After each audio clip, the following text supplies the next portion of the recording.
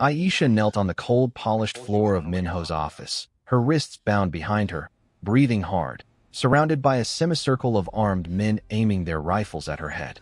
Sweat rolled down her cheek, stinging the fresh cut beneath the small tactical bandage. Her eyes darted upward, searching for any possible exit, any shadow she could slip through, but there was none. Not with 10 guns already trained on her heart. Minho stepped forward, slow, calm, precise. His shoes clicked softly against the marble like a quiet metronome of doom. His face held no anger, no frustration, just a chilling, unreadable certainty. He stopped directly in front of her, looking down at her as if he were studying a piece of art. "You think I didn't know who you were?" he said quietly. Aisha's eyes widened in horror. Her lips parted, but before she could speak, everything cut to black. Hours earlier, the mansion was silent. Aisha moved like a shadow down the long hallway leading to Minho's private study. It was nearly 2 a.m. The estate was asleep except for 2 roaming guards, both of whom she'd already timed and mapped weeks ago. She had on her Maid uniform, her cover, though she'd modified it with hidden pockets, reinforced seams, and a micro camera clipped inside her sleeve. She reached the office door, pulling out the duplicated key she had risked everything to forge. Her pulse drummed steadily in her ears, but her hands were steady. She slid the key into the lock, turned it once, twice, click. The door eased open, just enough for her to slip inside. The office was dark except for the city lights faintly glowing through the window. She didn't dare turn on anything electrical. Minho's security system was wired to detect unusual power flares. Instead, she let her eyes adjust and navigated to the massive bookcase dominating one wall. She counted the shelves, 3 down, 5 across, and pressed one specific book spine. A mechanical click sounded behind the shelves. She pushed, and the entire wooden panel popped open, revealing the hidden safe recessed into the wall. She exhaled slowly. "Okay, easy part's done," she whispered. She pulled out her safe-cracking tool set and got to work. The lock disengaged after 68 seconds. She swung the door open. Inside were ledgers, documents, flash drives, everything the FBI needed to bury Minho Park. She snapped photos quickly, efficiently, pulling the documents into the dim light. One ledger caught her attention. International Imports, South Branch. The numbers were damning. She flipped it open. A sudden red glow blinked across the room. Her brain registered it a split second before the laser grid fully activated. Shit. The lasers streaked through the air, forcing her to drop and roll as a spring-loaded blade shot past her cheek. She hissed in pain, pressing her palm to her face. Warm blood leaked through her fingers. She dove behind the desk as the last laser beam flickered off. She didn't understand it. She had disabled the trigger last week. How had it reactivated? No time to wonder. She grabbed a tactical bandage from her hidden kit and patched the slash on her cheek. It wasn't deep, but the specific bandage she used was dangerous to her cover. It was a delta pressure strip used mainly by military medics and certain federal agencies. But she couldn't leave bleeding. She didn't have a choice. She tucked everything back into place, closed the safe, restored the study, and slipped out moments before the guard rotation changed. By sunrise, Aisha was back in her Maid persona, hair neatly tied, uniform pressed, expression blank. She carried a tray of tea and breakfast into the dining room. Minho sat at the head of the long table, reading the newspaper, serene as ever. His lieutenants, Jean, Soo-jin, and Dae, sat in their designated seats, speaking quietly in Korean. Aisha entered, bowing her head respectfully. Minho didn't look up at first, but she didn't miss the way he paused for half a second, just half, before continuing to read. She set the tray down and began pouring tea with the same controlled grace she'd practiced for months. She avoided eye contact, avoided touching her cheek, avoided appearing nervous. "How did you sleep?" he asked suddenly, his voice quiet, smooth. Aisha didn't flinch. "Well, sir. Thank you." He nodded once, pretending to accept the lie, but his eyes drifted to her face, just for a fraction of a second, and lingered, just long enough for a chill to crawl up her spine. Jean noticed it too. His gaze snapped to her bandage, then to Minho, reading the shift in atmosphere instantly. Dae swallowed uneasily. Soo-jin subtly reached for her tablet, ready to log the boss's mood shift. Aisha felt her heart begin to race. Why was he looking at her like that? Did he suspect? She set a bowl of rice in front of Jean. He didn't touch it. Their eyes met for a split second, his full of suspicion. Aisha stepped back, bowing. Will that be all, sir? Minho folded his newspaper. Everyone. Out. The lieutenant stiffened. No one questioned Minho's orders. They left silently. The room grew painfully silent as the heavy door closed behind them. Aisha stood perfectly still, staring straight ahead. Her training screamed in her mind. Do not reveal fear. Do not speak unless spoken to. Do not run. Minho rose, walked slowly toward her, and stopped just an arm's length away. He tilted his head slightly, studying the bandage with unsettling precision. That, he said softly, is an interesting bandage. Aisha forced her voice to remain steady. It's just from the drugstore. No, he cut her off gently. That is a delta pressure tactical strip. Military grade. His eyes narrowed. Where does a housekeeper learn to dress tactical wounds? The room seemed to shrink around her. Aisha attempted another lie. It was in the cleaning cabinet. Stop. His tone sharpened. Not loud, but slicing. I dislike lies. Especially lazy ones. Her palms began to sweat. He reached into his pocket and pulled out his phone. He tapped the screen once, then set the phone on the table and slid it toward her. Aisha forced herself to look. Her blood turned to ice. Her FBI badge stared back at her. Aisha's breath hitched. Minho's voice was calm, almost tender. Shall we stop pretending, Agent Carter? She didn't know when her hand had drifted toward the concealed blade tucked under her apron. But the second her fingers brushed the hilt, Minho said softly, Don't. Her hand froze. Jean is watching through the camera. With a rifle. If you move again, he will shoot. His voice held no emotion. Just fact. Aisha slowly raised her hands in surrender. How long? She whispered. 3 weeks, he replied. You're good. Very good. But not perfect. I didn't expect perfection, she muttered bitterly. But you should, he answered. If you want to survive. She stared at him, fury and fear swirling inside her. If you knew, why didn't you kill me? He smiled, a small cold curve. Because you are interesting. And useful.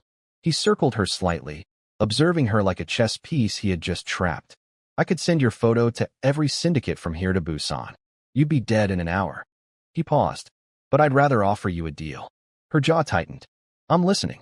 Work for me, he said simply. Be my double agent. Feed the FBI what I allow.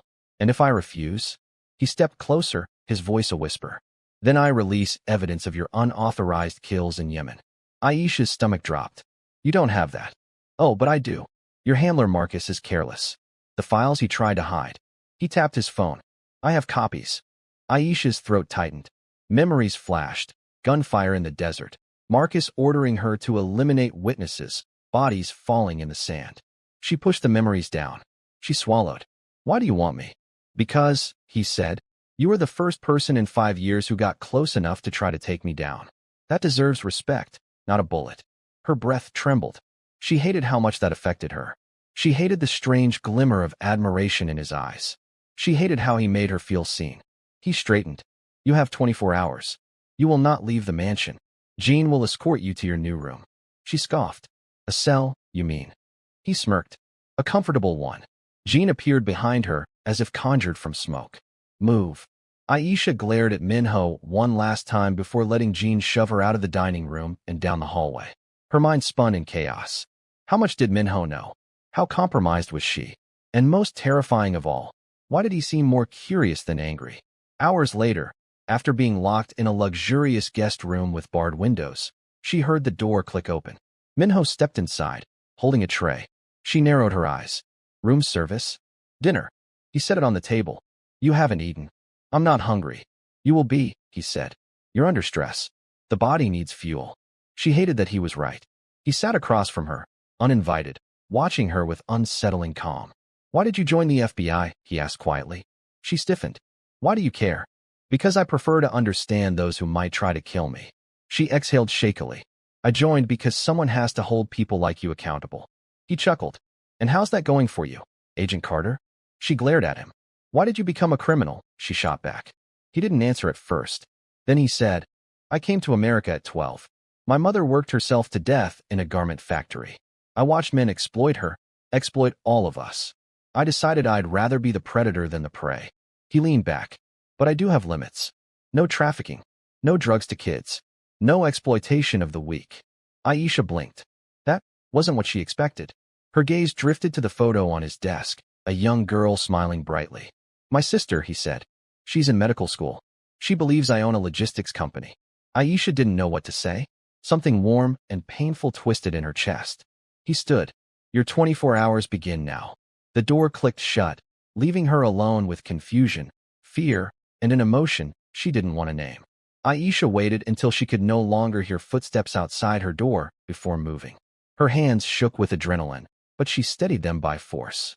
She crossed to the bed, kneeling beside it. With a quick motion, she pulled up the mattress and slid her hand into the fabric seam she had sewn herself. Her fingers brushed metal.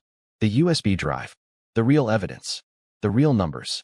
The real accounts she had copied before Min-ho discovered her slip-up. If she could get this out, she could still finish her mission. But after today, after seeing her badge on his phone, she no longer knew who she could hand it to. The FBI? Marcus? Marcus.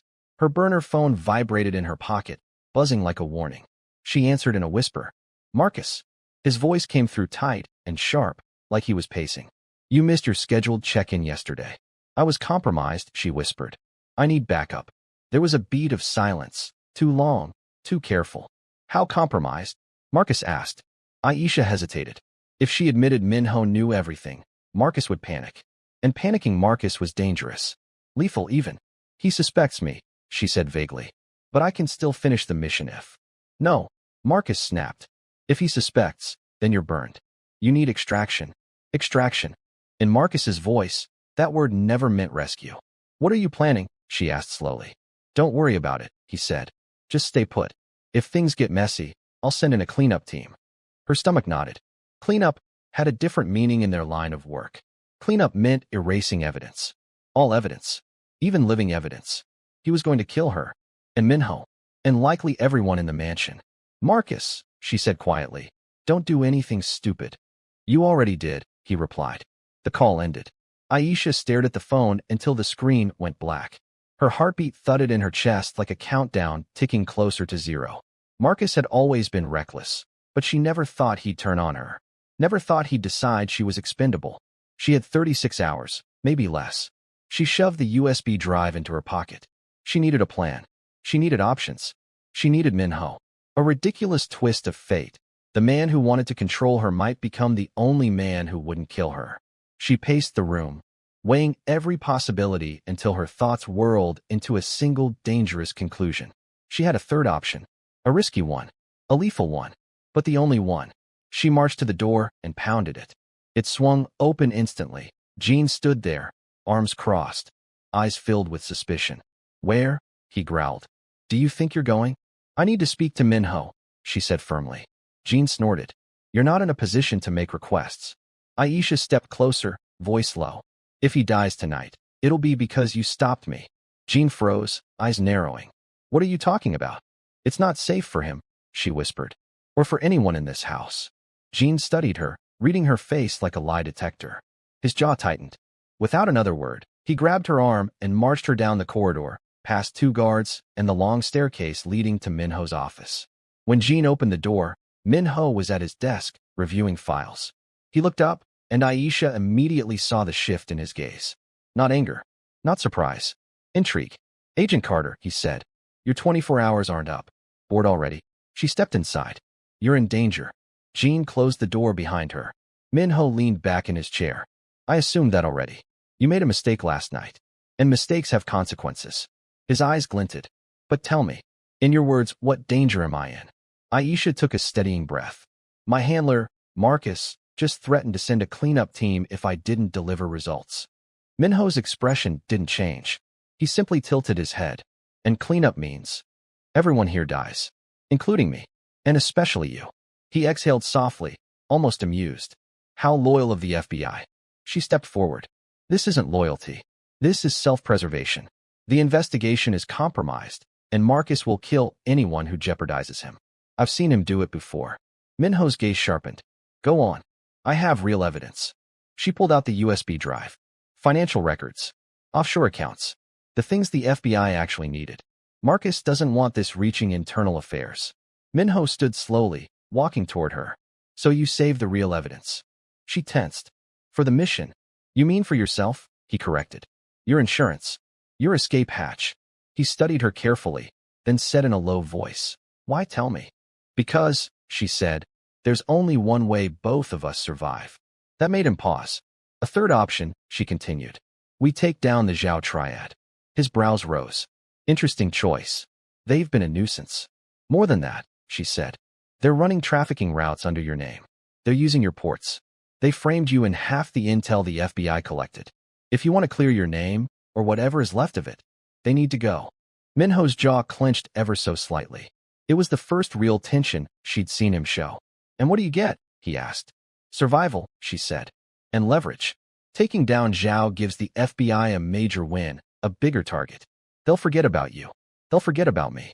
We disappear. He stepped closer until he was mere inches from her face. You're asking me to trust you, he murmured. After lying to me for 4 months. Aisha swallowed. You're asking the same from me. Silence wrapped the room like a noose. Then Minho said, You're either brilliant or setting up the perfect trap. I guess you'll find out, she replied. For the first time, something like a real smile touched the corner of his mouth. Jean, he said without breaking eye contact. Assemble the lieutenants. We have work to do. Planning the operation was chaos wrapped in precision. Aisha sat at a long table with Minho, Jean, Sujin, and Day. Maps were laid out. Routes. Schedules. Surveillance logs Aisha had smuggled from the FBI database. Every document was a live grenade waiting to explode. Minho tapped one location. Zhao's warehouse. You're sure? I fed Marcus intel pointing him there, Aisha said. He already looped in the raid teams. And you sent him the wrong hour? Minho asked. Of course, she replied. If Marcus shows up early, he'll find no one. And if he shows up late? Sujin asked. He'll walk straight into hell. Jean grunted. Good. Minho glanced at Aisha. You're enjoying yourself. She shook her head. No, I'm surviving. He leaned closer, lowering his voice. There's a difference? Aisha didn't answer. The night of the operation, nerves buzzed under her skin like electricity. She stood beside Minho in the SUV as they approached the warehouse district. His men followed in separate vehicles. Everyone wore comms. Everyone carried weapons. Aisha's heart pounded as she checked her equipment. A micro camera, a tactical knife, a modified stun pistol. Minho watched her. Nervous. Focused, she said. He smirked. Same thing. Aisha looked out the window to avoid meeting his gaze. But she couldn't shake the tension simmering between them. The proximity. The shared purpose. The way he seemed to read every breath she took. The car stopped. Jean opened the door. We're here. The warehouse loomed in the darkness like a beast breathing quietly in its sleep. Aisha exhaled. Time to move. The operation was a synchronized storm. Aisha fed instructions through the comms as Minho's team breached a side entrance. Gunfire erupted instantly. Shadows moved fast between crates. The air filled with shouts and the sharp crack of bullets. Minho moved like a ghost, silent, deadly, precise. Aisha slipped behind him, covering his flank. When a Zhao gunman lunged from the corner, she struck without hesitation, plunging her blade into his shoulder and shoving him aside. Minho glanced back at her, an unreadable flicker in his eyes. Efficient. Stay alive, she shot back. After you, he responded. She ignored the warmth that stirred in her chest. Across town, the FBI raided the location she'd sent Marcus. That raid went smoothly, almost too smoothly, from the way Marcus's voice sounded on the comms she had reluctantly tapped into. Good work, Marcus had said sharply. We got Zhao's second in command. Agent Carter, you might not be useless after all. Aisha muted the channel before she said something reckless. Inside the warehouse, Minho's men neutralized the last of Zhao's forces. They reached the main operations room, where evidence lay scattered across the desks, documents, computers, seized shipments. Proof the FBI would devour. This is it, Aisha whispered. This is everything. Minho scanned the room. Zhao won't recover from this. Before she could respond, a familiar voice echoed from behind them. Actually, he won't need to. Aisha froze. Marcus stepped into view with a squad of heavily armed mercenaries behind him. Her blood ran ice cold. Marcus smirked at Minho. Good work, Agent Carter. Now everyone here dies. Including you. Aisha's breath caught. Marcus had followed her signal anyway. And he had brought killers. She looked at Minho. He looked at her. And for the first time, she realized. They trusted each other more than anyone else in the room. Aisha's pulse thundered in her ears as Marcus stepped deeper into the warehouse, the mercenaries fanning out behind him. Their rifles rose in unison, laser sights sweeping across the crates until every red dot converged on Minho's chest. Marcus raised his chin, smiling like he had just won a private game. I have to admit, Carter, I didn't expect you to survive this long. You're resilient, but you overplayed your hand. Aisha's muscles locked in place. Marcus, listen to me. Zhao's network is finished. We have evidence. We can end this clean. Marcus laughed. Clean? No, no.